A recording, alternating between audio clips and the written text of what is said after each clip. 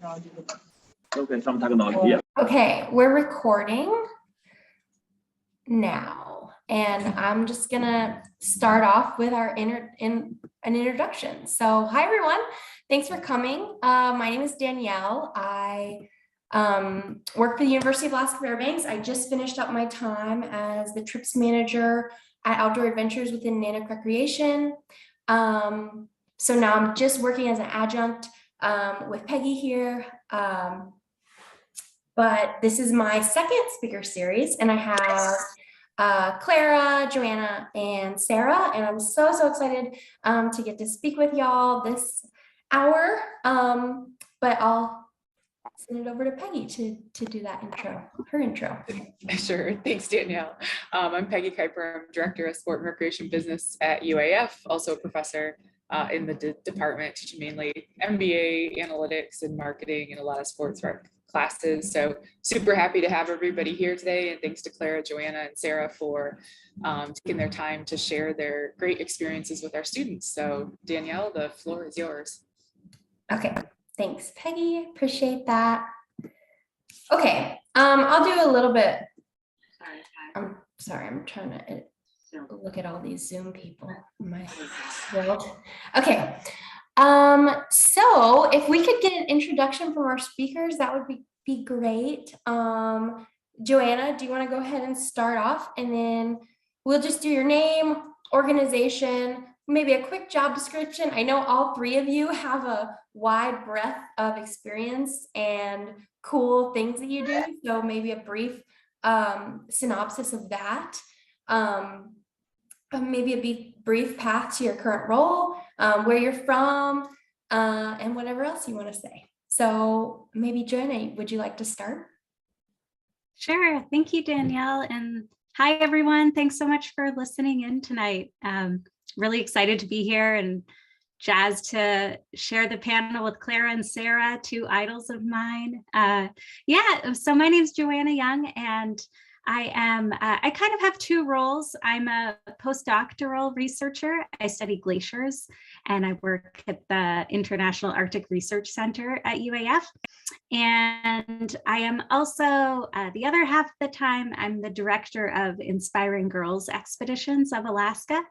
And I'll talk more about that, but Inspiring Girls, for short, is an organization that takes high school girls and gender expansive youth into the backcountry for 12 days for free, completely free program, to teach them about science and alpine studies and backcountry travel and art. And that's how I came to meet Klara in this life of ours. And so for Inspiring Girls Expeditions, I direct the program. I've instructed it many times and been out in the field many times, but these days I'm serving a little bit more of a management role. And yeah, happy to talk more about how I do work with that organization. The briefest path to where I got to be today, it was long and winding, to be honest. It was not obvious. And I started knowing that I loved science. I wanted to study science. And so I actually studied astrophysics in my undergrad. And at some point, I realized I was missing being outside, being connected with nature. And so I started looking for sciences that could use physics in a different way. And I landed in geophysics and landed studying glaciers. And at that point, I met my advisor, and she was starting up this program called Girls on Ice. And that's how I got involved with Inspiring Girls Expeditions. And now I've been there involved in the organization for 10 years. I am originally from Canada, and I'm currently living in Fairbanks, and hope to be here for some time. I just love it. And yeah, a number of years in my field. It's been about 11 studying glaciers and about 10 involved with Inspiring Girls. So I'll leave it there for now and pass it over to Klara. That was lovely. I love learning new things about you, even though I've known you now for like 8 years. So I didn't know you studied astrophysics. That's so cool. So my name is Klara, and it's lovely to see all of you. Thank you for being here. And I guess I kind of have three roles. So my primary occupation, I'm self-employed. So I work as an independent contractor with a guiding agency, and then also a self-employed artist, visual artist, specifically a painter. And then I have also, over the last 8-year period of time, worked with Joanna with Inspiring Girls Expeditions as an art instructor for a couple of the different courses that have been offered through that organization. And so I'm totally going to echo what Joanna said about the long and winding road. I've always been an artist. I always knew I wanted to make art, but it was never a clear path that that's what I would go to school to study, for example. And I think maybe one of the most defining moments where I realized like I am an artist was when I first, for the very first time, painted outside on the banks of the Yukon River. And it was one of those aha moments where everything just clicked, it felt right. And I was like, yes, okay, this is what I'm gonna do. And even though that seems like a very straight path, it's also been long and winding. So yeah, that's kind of my primary job description, as it were. And yeah, I'm from Fairbanks. I was just telling these lovely people that I was born 200 feet away from where I'm sitting right now. So I like to joke that I haven't gone too far in life, but I think that that also really speaks to Fairbanks as home and Fairbanks as my chosen community. And I love calling this place home. So yeah, and I've been an artist now practicing. I graduated from UAF with a Bachelor of Fine Arts degree in 2012. So you can do the math because I can't. 10 years? Yeah, 10 years roughly. But I've been an artist my whole life. And yeah, I guess I've guided for about, I started working with a company called Arctic Wild. It was like in 2011. So about 10 years working there. Though less of that these days. I'm really trying to focus more on the art.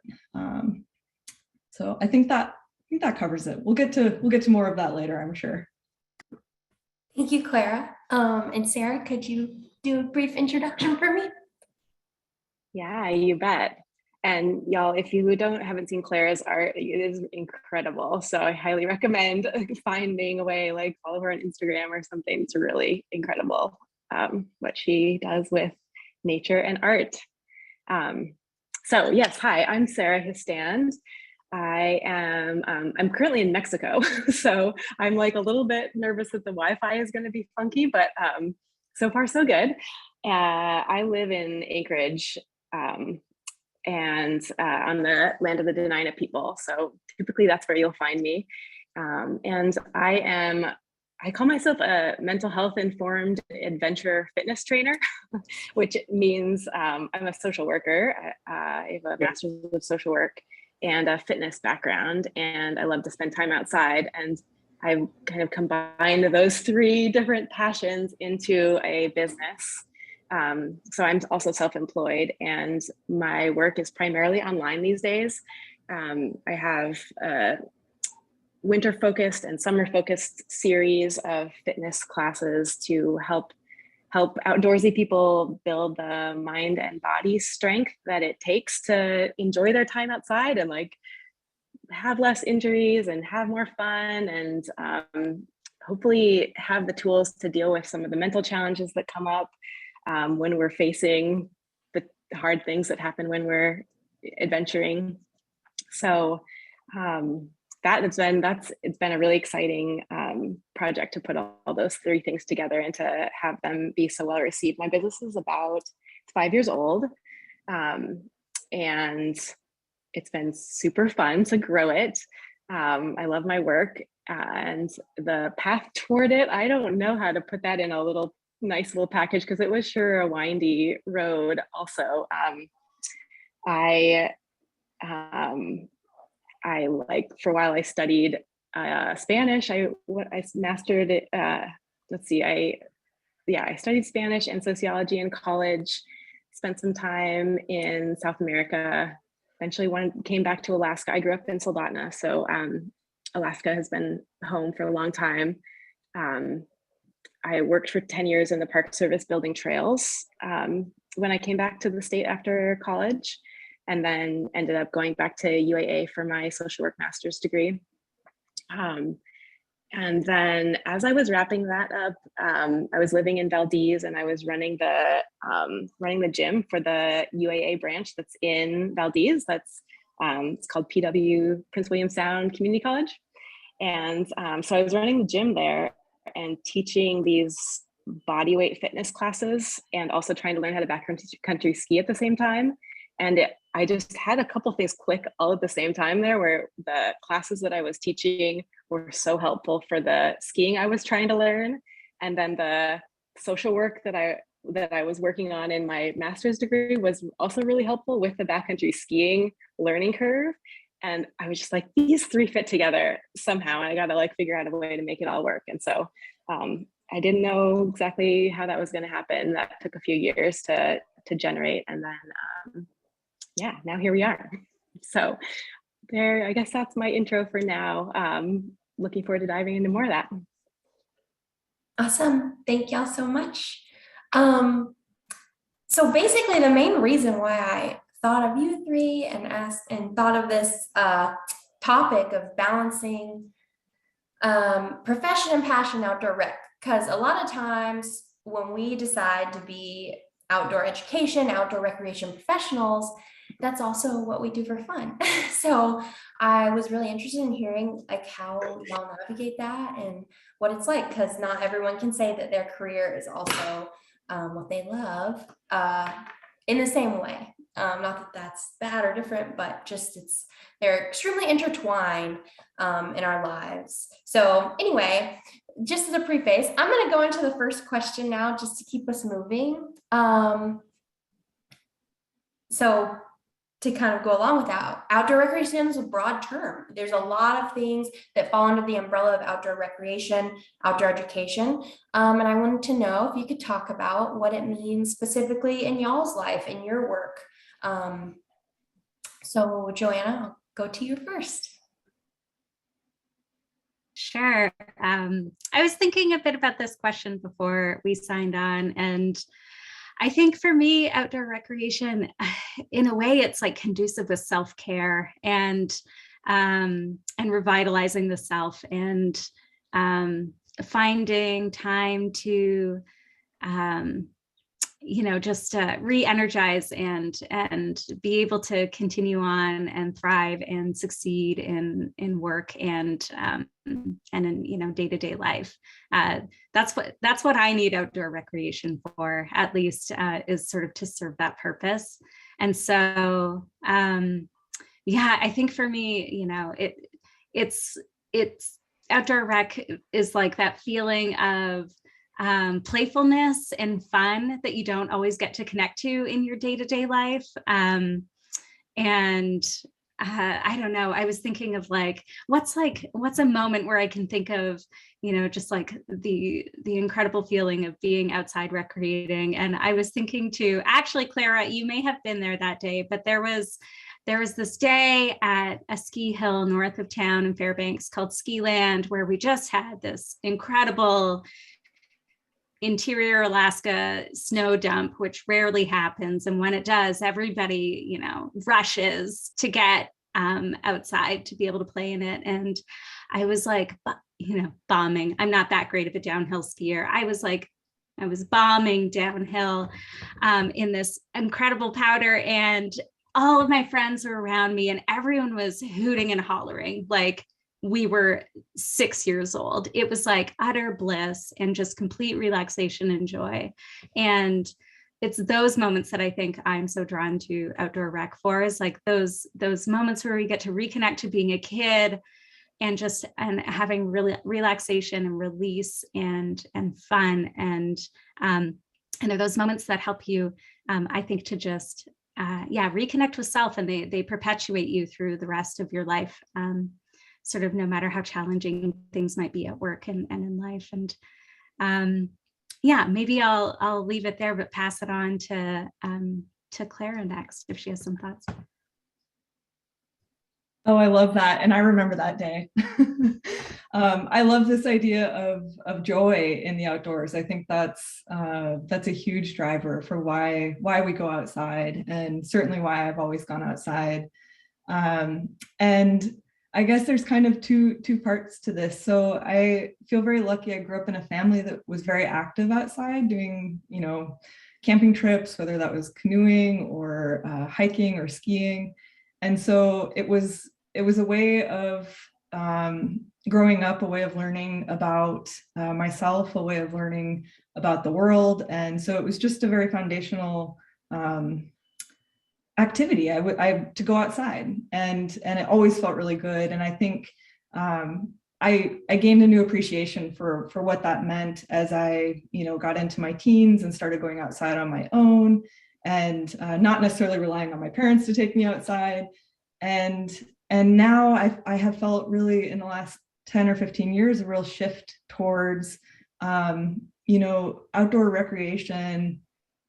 As it has integrated into my work, I think of it as a tool, just like I think of a paintbrush. So I think of my skis as a tool. I think of my, skill sets in the outdoors, just like I approach my work as an artist. And it's this very integrated way of experiencing and connecting with the world, and therefore with other people. And so I think but it really comes, there's nothing better than a good power day at ski land. So that takes the cake in my opinion, but I'll pass it on to Sarah. Nice. I can only imagine. I've not skied in Fairbanks, but I have my South Central biases against the snowpack up there. So it's really fun to hear that there are some really good days like that. So I love to be outside. I would say outdoor recreation has shifted for me throughout the years. I think for sure when I was growing up in Soldotna and on the Kenai, we spent a lot of time outside, and it was just kind of a normal way of spending time. But when I returned to Alaska after college, I started to learn more about more outdoor recreation, like skiing, and trying to build a more athletic skill set in the mountains. And I spent a lot of time in my 20s really trying to learn some of these more challenging sports, learning how to skate ski, learning how to backcountry ski, and in the summers learning how to pack raft and not get into trouble and these build up a skill set. And a big part of that phase of things was also building confidence, because I felt a lot of imposter syndrome, and I felt this idea of what an outdoor athlete was, and I felt like I wasn't there. And so there was a lot of building up my skills to feel like I could hang with the other people I was with, and then also just building up my confidence and being able to feel like I belonged in the outdoor recreation scene. So I think there for sure is this confidence and empowerment piece to outdoor rec for me and for a lot of the people I work with. And then kind of at some point that shifted, and I don't know, at some point I got confident, and I was like, okay, I got this. I feel like I'm here, I belong here. And then from there, it's shifted into more of this seeking of joy and pleasure and fun and connection, and also healing. I think there is a lot of potential for our time outside to be this deeper connection to nature and to the people who we're with. And there's just this magic that happens when we're outside that is really special. So that's my answer for now. We'll see where the next phase goes too. I'm really curious. It feels like it's always changing. Thank y'all. I appreciate that. Okay, I'm just going to go right into the next one. Could you talk about your relationship building, about relationship building in general, in terms of your business or what you do? It doesn't have to be your business, because I know we are not all business owners here, but in terms of what you do for work, and why you think that it's important. And I'll switch it up and I'll go to Joanna first this time. I'm gonna slide in. I think Joanna Oops, went you're first right. last Sorry, time. Joanna. You've been going first every Unless time. Joanna wants Klara. to take it away. Yeah, so relationships are so key. And I mentioned before that, you know, Fairbanks is home, and the Fairbanks community is really allowed me to be where I am as an artist today. You know, making a career in the arts is not the easiest, most financially stable career path that I could have chosen. And yet I have this really strong base of people who are supporting what I'm doing very actively. And that's all because of relationships. I mean, it's just, I haven't gotten a single opportunity without first having a relationship. I mean, it always comes from unexpected places. And I think maybe what I can do is just share some of those and how they've unfolded, because I never see it coming. You know, Joanna, we have kind of spoken about IGE a bit, Inspiring Girls Expeditions, I should say. She invited me out to be a guest instructor one year, ages ago. And it was the kind of experience that just, we talk about all these things kind of clicking at the same time and you don't necessarily know where they're going to go. It was totally one of those moments. So hiking out and working with these young people in a glacial landscape and creating art, I never could have known all the paths that was going to take me on. So that's one example. I got my first really big public art commission because of another artist who I work with and who I just admire so much here in Fairbanks. And she sent me an email, and that was really my first big art commission, which was a big deal. And you know, when I work as a guide for Arctic Wild, I make connections with clients there. Just a couple summers ago, I guess it was 2020, I took two individuals on a bike ride up the Dalton Highway, and they commissioned a painting, a 3-part painting of that trip that then took me a year to complete. But you know, all these things feed. And I think that I'll just leave it at this. I think that I have benefited so much from relationship building and been able to build a career from that. And in turn, I think it's really important. I try to extend that to others and make sure that it's a full circle. It's not just a one-way street. And so that's where that idea of networking comes in. So you do for others what they've helped do for you. And yeah, that's a beautiful thing. So. Thank you, Klara. I'll send it over to Sarah. Okay.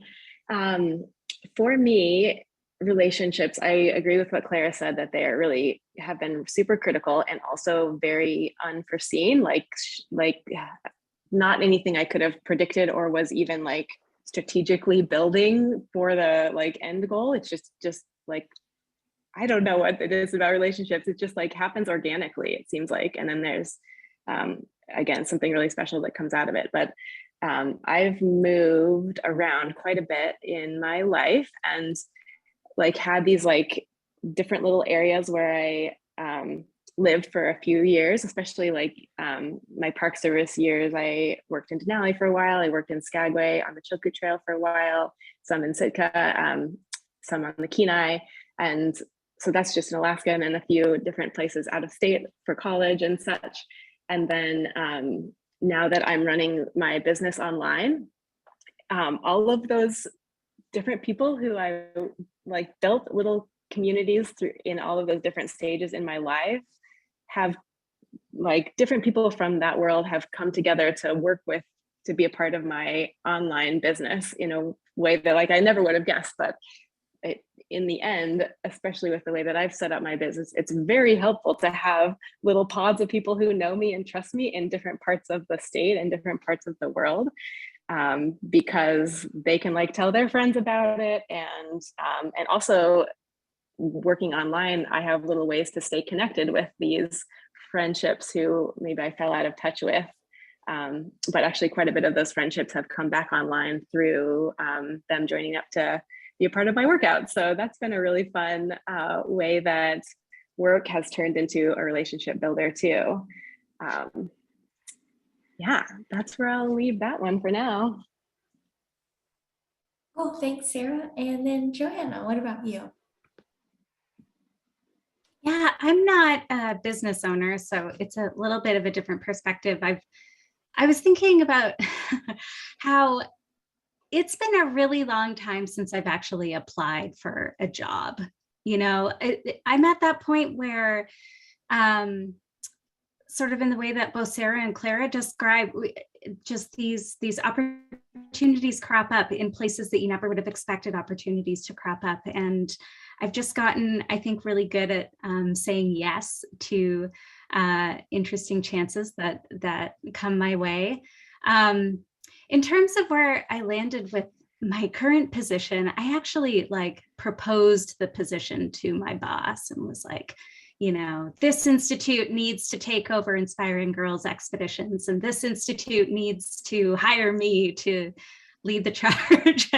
And luckily that went over well. You know, I had a good proposal. It was well backed. It wasn't just out of the blue. And so, yeah, and the fact that, you know, I had a relationship with the institution already and with my boss, and you know, the reputation of Inspiring Girls Expeditions had been very strong through having good relationships up until that point. And so that's kind of how I landed where I am today. But I wanted to add that I actually really struggle with this, because that all sounds really great, right? That's the dream, is that we sort of get these great opportunities that land in our lap and we say yes, and we grab on tight and we don't let go. And it's a bit problematic from an equity perspective, right? This is the kind of privilege that I'm afforded as somebody who's gone through the educational system and hasn't had to apply for a job in a really long time because they just keep getting handed to me. And the problem with that is that my position didn't get advertised publicly, you know, and so there's 1,000 other really qualified people out there who would have been awesome at serving the role that I serve. And they didn't get a chance. And so I really struggled with this when I was starting up in my job.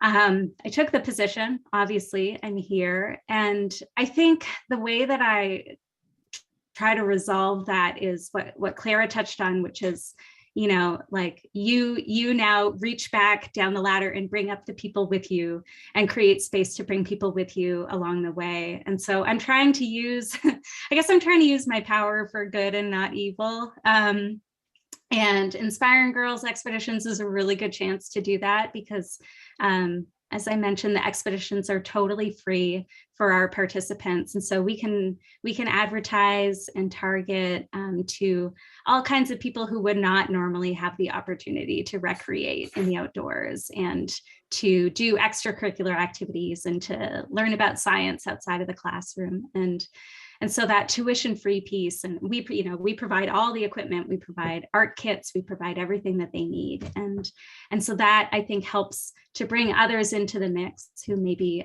wouldn't have been there otherwise. And I guess I just wanted to say relationships are important, both in terms of sort of building your business and building your profession up for yourself, but also it's important to remember how you got where you are, and to sort of like critically examine it and make sure that you're bringing other folks along as well, if you're in a privileged position like me, where relationships have been everything.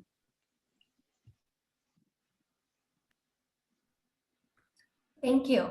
Oh, Can Klara, I you want to add that? Oh, that was so beautiful. That was so well said. Is it okay if I? Oh, of course, yes. That just prompted me to think of. So something that has recently started is I've started to collaborate as an artist with other scientists and researchers, and learning about, and I think this probably reflects with some of the work that Sarah does too, is this idea of art as an accessible way to engage with the outdoors, so that, you know, the outdoors don't always have to be like super extreme. You don't always have to be trying to get to the top of something. You don't always, you know, like this very sort of maybe conquering kind of attitude, like trying to counter that. And art is really one tool for that, but it's also like has its own issues and its own perspectives. But like, I just really love this idea of how do we bring people in, and I think art is a cool tool for that. So anyways, I just had to add that tidbit. Thanks for prompting that thought. Thanks for adding that, Klara. Yeah, I think that's really, really important that we think about. So I really appreciate you saying that, Joanna. Okay, I'm gonna move to the next one because we're going by really quickly here. How has COVID impacted your work? If it has impacted your work in negative way, positive way, and are you still feeling the effects or not, or take it however you want. But Sarah, I'll start with you on this one. Sure. This one I feel a little guilty about answering because for my business, COVID was quite good, and that is not the situation for most cases. So I feel conscientious of just how hard it is for a lot of people. But for my business specifically, so my online business is 5 years old, and so I had about 3 years under my belt of running it online and working a bunch of the kinks out and building up the quality of the product and learning how to run a business because I'd never done that before, like all the learning curve stuff. I was through a lot of that before COVID hit. And then when we were in the situation last year when like all the gyms were closed and lots of people were trying to get outside, but were looking to build up their skill set around that and looking for ways to do that without leaving their home, then my business was there for it. And also, lots of people were struggling with mental health challenges last winter, specifically with that first winter of like, we're going to be very isolated and having to figure out how to like keep ourselves in a good place throughout the isolated winter. So my business grew quite a lot last year, and that was amazing and challenging in its own way because we had to put a bunch of other structures in place, and I had to bring some other team members on to hold the capacity and a little bit more than I could do on my own. So new learning curve for me as a business owner, but a really exciting one and a really fortunate, good problem to have, I would say. Yeah, and it has essentially, I would say last year was like a big bump, and it's flattened out a little bit. It feels like people are a little bit Zoom fatigued now and not quite as excited about doing online programs, and there's more options around. So things flattened out a little bit from last year for me, but they're certainly still on a growth curve. So that's how it's been in the online business space, at least. I'm curious to hear how it's been for you, Joanna. Yeah, that's so great to hear, Sarah. It's one of the silver linings is hearing about folks like you who've been successful because of your service, the service you provide to people in need during a pandemic. For Inspiring Girls Expeditions, it's been mixed. We did have to cancel all of our in-person expeditions to the field last year. And so we shifted gears quite a bit and accomplished some really other amazing projects in the meantime. One of them, and no least, was that we hired contracted Klara to produce an artistic visual expedition field guide that was like this really beautiful guide that now goes out with every one of our participants and every one of our instructors into the field. And it's kind of like the paper version of our course and something that they can follow through and do activities and brainstorm and daydream and, synthesize ideas along the way. So it's just this, another silver lining, this gorgeous outcome that we will use every other expedition from now on. So there were some good outcomes, and we also shifted to having a virtual program that we called Expeditions at Home. And that was something we hired instructors for and sort of modified our content to teach folks about sort of the landscape and nature in whatever setting they were in. And whether that's like, you know, the backyard outside of their condo building or the neighborhood park because they didn't have any yard whatsoever, or, you know, a tree at the end of the street, whatever it was, we got folks from all over the US and Canada to sign into expeditions at home, and we modified our content for that. And that was really successful and the feedback was awesome. But I think at the heart of Inspiring Girls Expeditions, right, is this drive to get people outside and away from devices. So it was kind of this, I don't know, there was an irony to the whole thing. And by the time this past summer rolled around, we were all like really ready to get back outside. And so we, luckily, in partnership with UAF and the risk management department, we came up with a COVID mitigation strategy, and we were able to run expeditions. And the way we did it was just to be really conservative about how we approached COVID in the field, because, you know, even managing COVID when you go to the grocery store is one thing, but then getting into the field with limited sanitation options and, you know, shared cooking and shared tents and, you know, shared science equipment, everything like that, we had to be very careful. So it was extra work, it was extra money, it was a lot of extra time and effort on the part of our dear instructors and staff, but we pulled it off without any COVID cases. And so we'll be doing the same thing next year. Klara, how about you? Bravo. Yeah. That I just want to touch on what Joanna was talking about with the Inspiring Girls Expeditions Field Journal.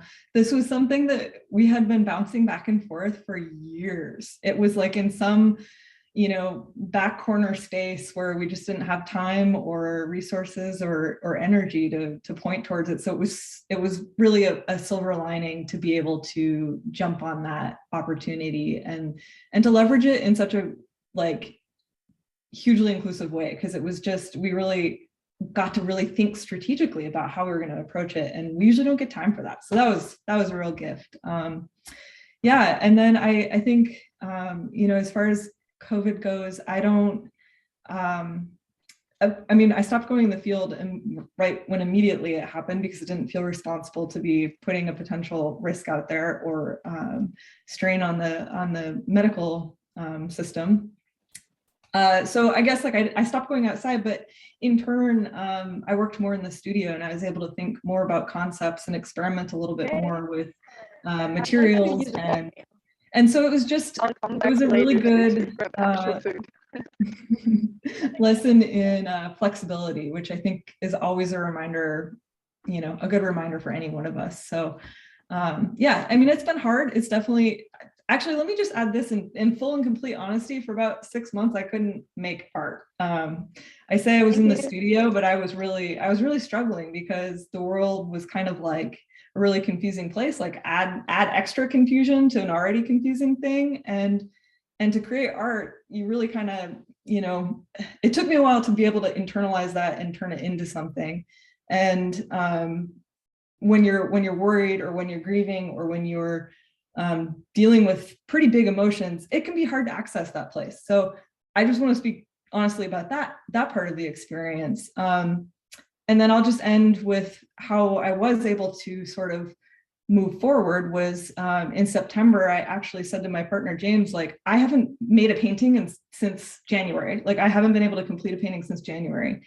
And we decided to actually go out to the Glacier, which coincidentally is also where Inspiring Girls Expeditions runs its Girls on Ice program. You can start to see how many weaving in of all these pathways. There really are a lot of them.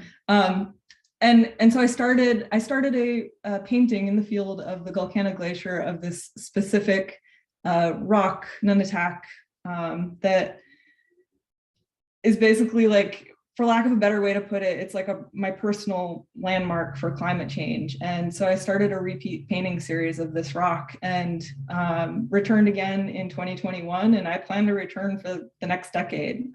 So it became this really powerful project. So yeah, I think flexibility and just kind of learning learning what that means, continuing to learn what that means. So yeah, that was my experience of COVID thus far. Thank y'all for sharing. I really appreciate it. Joanna, probably my experience with COVID was similar to yours in that we had to adapt and figure out how we can still take people outside if we can. Yeah, so cool. Thank y'all. Okay, next question. So I kind of touched on this in the beginning, but you're all outdoor enthusiasts who but also work in the field, and that's kind of where you are getting your livelihood as well. How do you best find to balance that work and passion? Because I know for me, at least, when I'm having to take people in the field weekend after weekend, I get kind of like, I love it, but I'm tired and I don't want to go out sometimes because I'm just exhausted from doing it for work and associating it in my brain as work when it is still what I like to do for fun. So I just wanted to hear y'all's experience of what is a way or what you found best to kind of mitigate that or balance your work and passion. And I'll go back to Sarah for this one to start us off.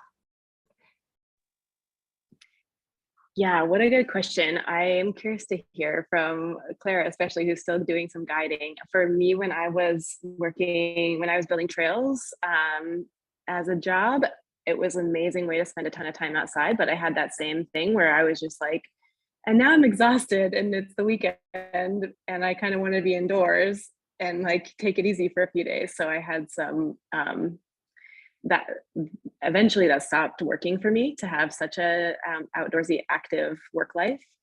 And like now things have flipped.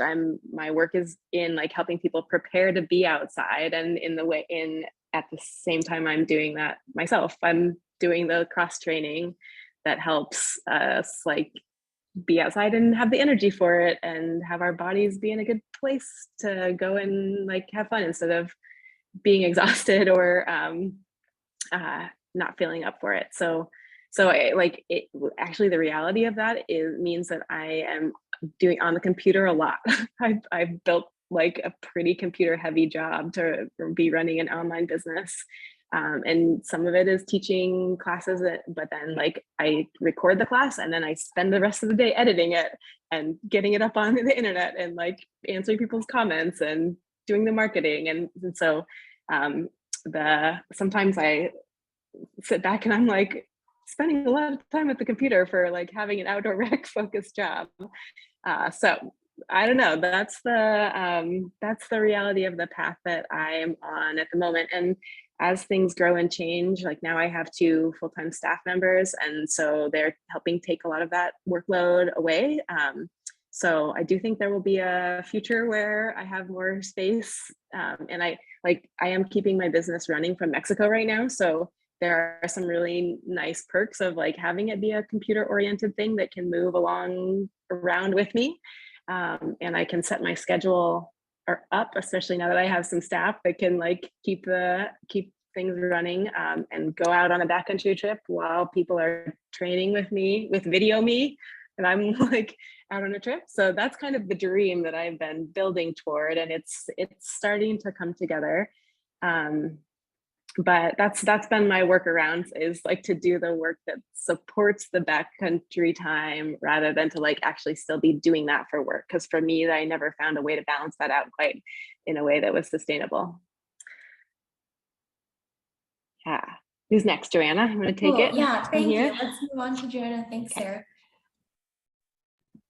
Oh my gosh, I related to so much of that, Sarah. When I was back in graduate school, studying glaciology, I did a ton of field work, and there's this part of you that's like, I should just be eating this up. This is the most incredible opportunity. I'm flying in helicopters. I'm going to these incredible remote spots in the Alaska range and the Juneau ice field, and like so fortunate, so much fun, such incredible spots. And I was doing so much field work, I got completely exhausted with being in the field and just like couldn't yeah, couldn't get more excited about having a weekend at home. And the tables have completely flipped for me now.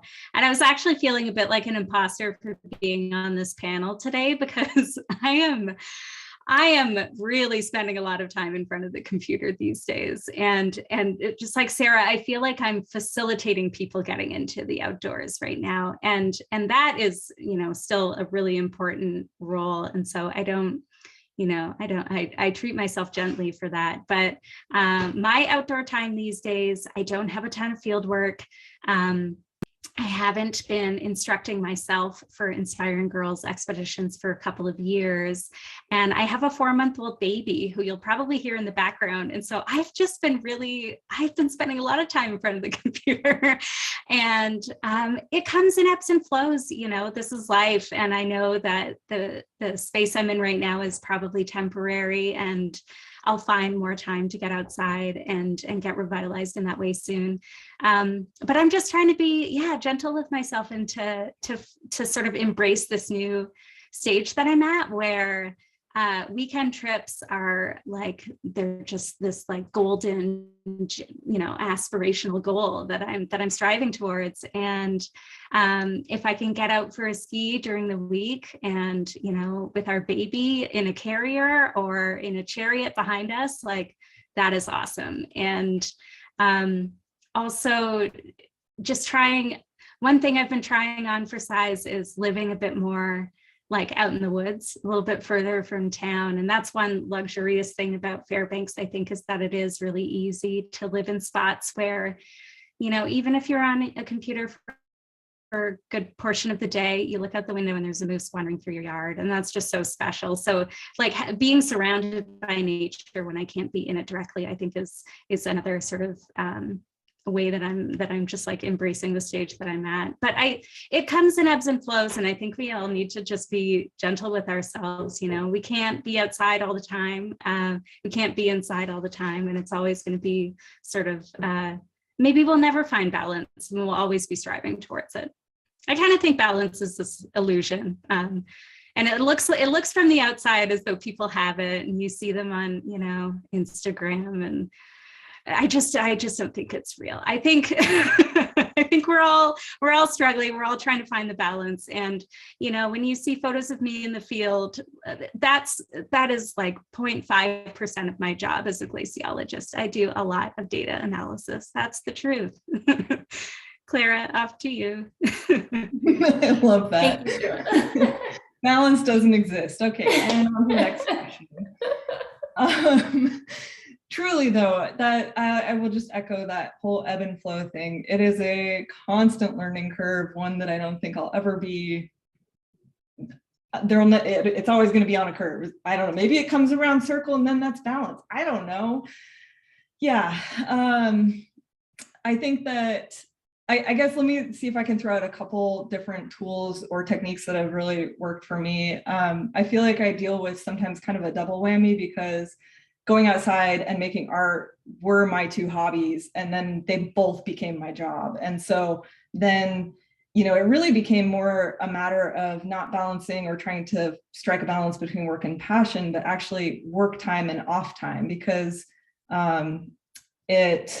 there was no space between those things for a long time. It was just, I was working all the time, no exaggeration. There just really was no boundary in my mind. So I think setting some kind of boundary for yourself, and that allows you to be a little easier on yourself on the weekends. So learning how to take a weekend was really important for me to find some health there and some sanity. I think work can feel really rewarding.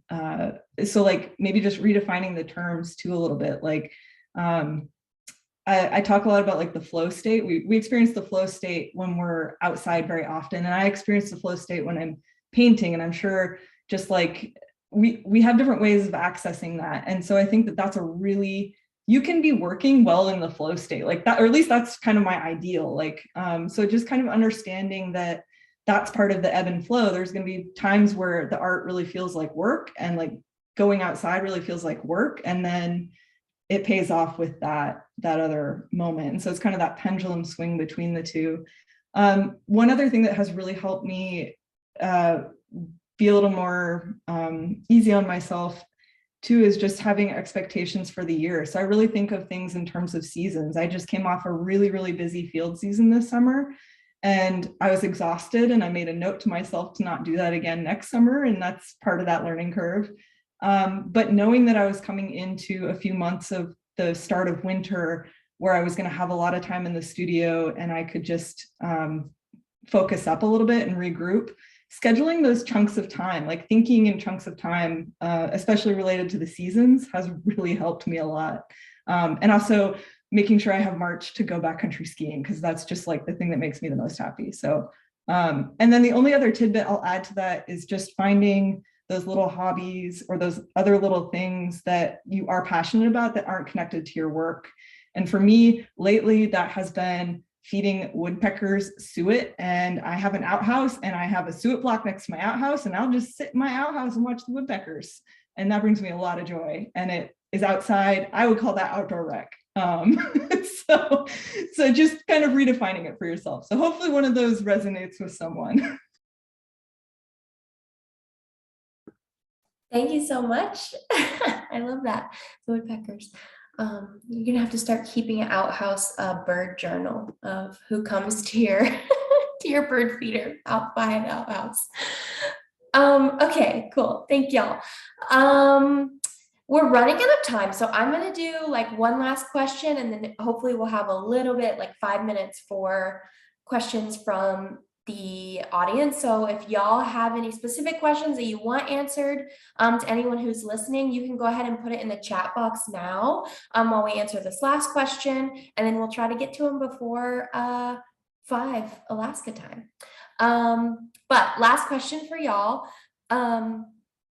And some of y'all kind of said this already, but what is some advice that you would give to our students watching, maybe wanting to pursue a career similar to your path? And I'll go to Joanna first.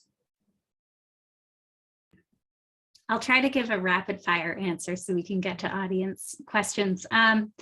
Yeah, go for it, and be open to it looking different than maybe you thought it might.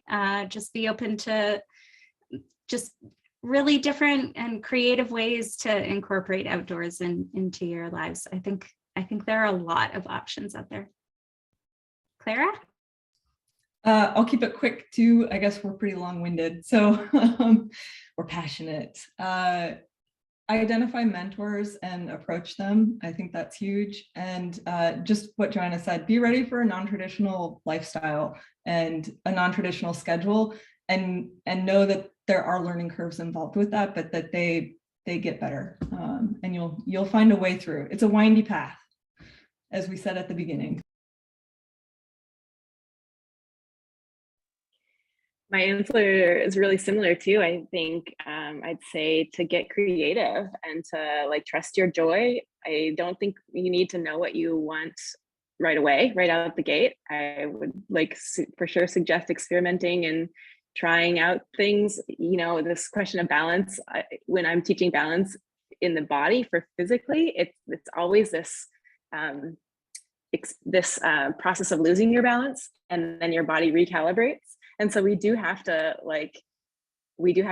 make some mistakes and try some things out and like see what works and see what doesn't. And then like for sure at this point, I can look back and see how all those things that I was like experimenting with and like didn't stick with for very long or moved out of after a couple of years, like have for sure built up the skill sets that I needed to be where I'm at now. So it's like, it's hard to see it when you're in it, but like, I think trying things out is, it's definitely leads somewhere, even if you have no idea where it's going to go.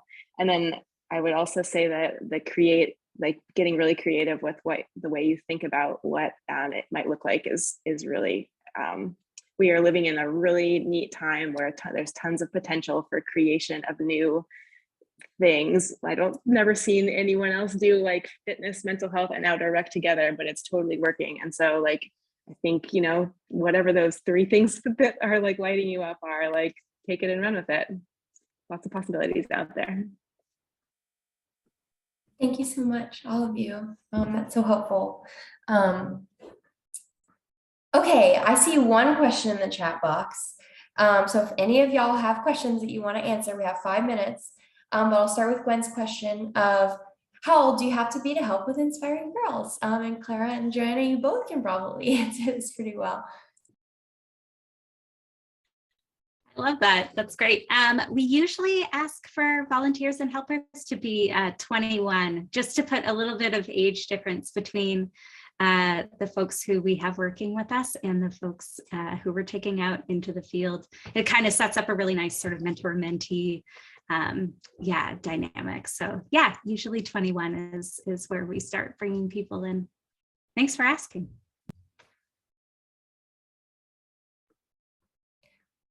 Cool. Well, it doesn't look like we have any more questions in the chat box.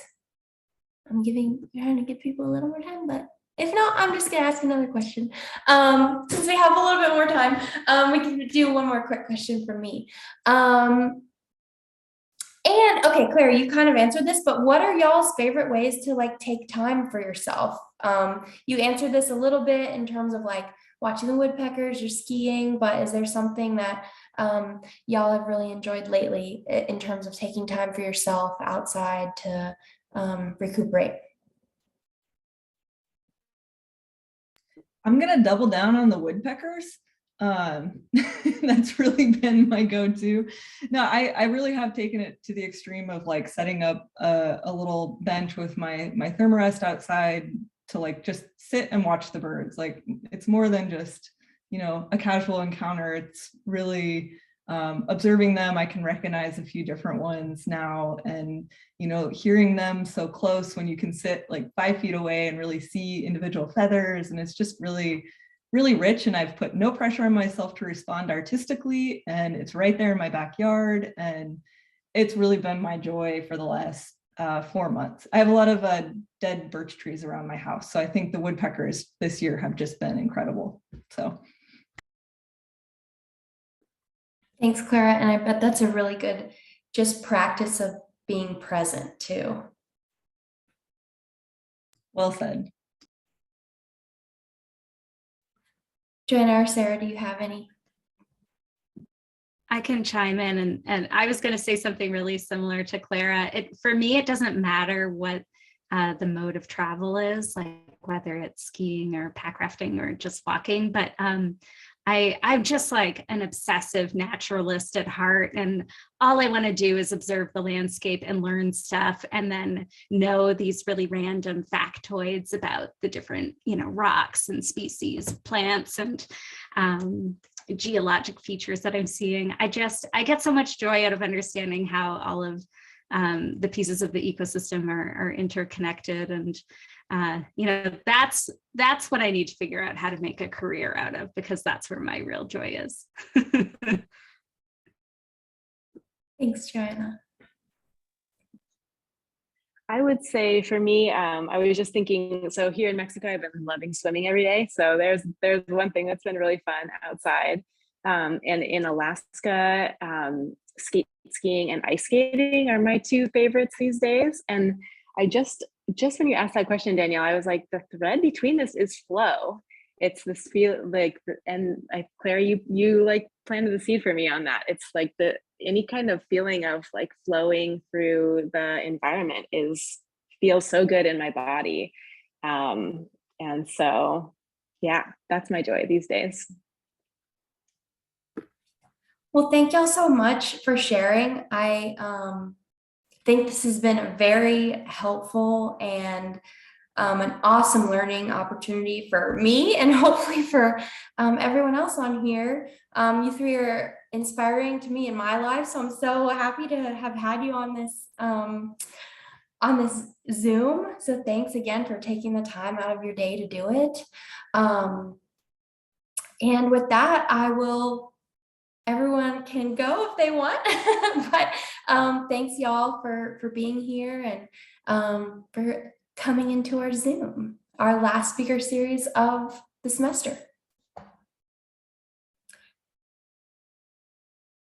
Yeah, and Peggy, sorry, I didn't know if you had anything at the end either, but. Nope, you're good, Danielle. Okay. Thank you to everybody, like Danielle said. Cool. Thanks for having us. It was really a pleasure to be here. Yeah, it was. Yeah. Thanks all. Thanks for listening. Yeah. Yeah, I'm excited about how many people were able to show up. So that's really, really awesome. I'm gonna stop recording now, just to be done with that. So many